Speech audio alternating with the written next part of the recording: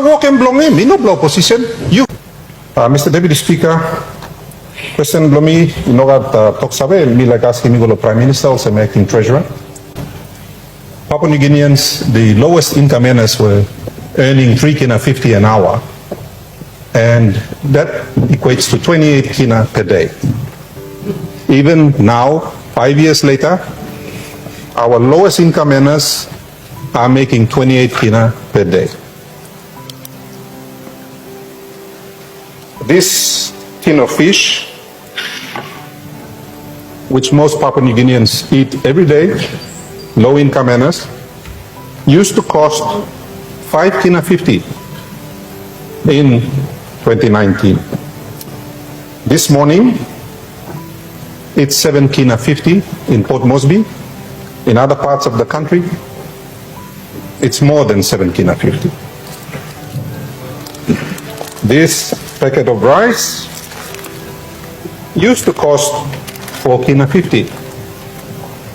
Today, it's 6 kina in Port Moresby, and in other parts of Papua New Guinea, in Isipik, it's up around 7 kina. This packet of noodles used to be 80 toya. It's now 1 kina 20. Some parts it's a kina 50. This packet of biscuits used to be 80 toya. It's now 1 kina 20 in Port Moresby. This constitutes what most Papua New Guineans eat at dinner time. If you add this up, if they have 2 meals a day, it's already more than the 28 kina that the low-income Papua New Guineans, our people, are making. All market mama, all is I sit down over the day, lo table market lol, just to get enough money to buy these very basic items. And you may all gotta sabe. My questions are as follows.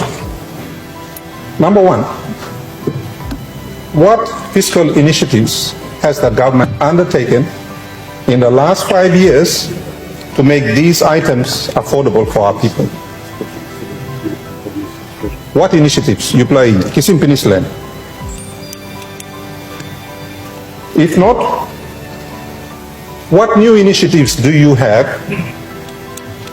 that will make these items affordable? Lol mama bla yumi sa hatwok lo table market every day. Nolin up lo buying na kidim. All pingini blol. Our future. If you have no immediate plans, or if you do have plans, could you tell our hard-working mothers sitting on the table market when you expect, is it end of this year, next year, or the year after, when do you expect that these items will be affordable for our hard-working mothers and our low-income earners? This la packet biscuit, yeah, I've been 80 toya.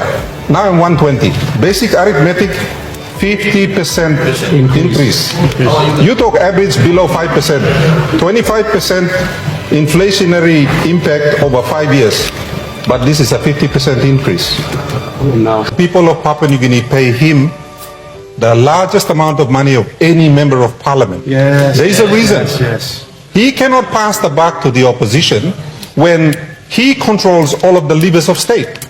That's like walk and blow him. He no blow opposition. You have the solutions. Show him. No can blame him opposition. Nothing.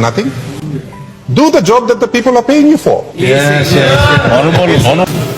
Diklik lo osam sonen totok lo governor. Governor, ask him rate lo inflation lo world or global inflation or Papua New Guinea inflation. I'm asking price blow pekay na something ni guarda.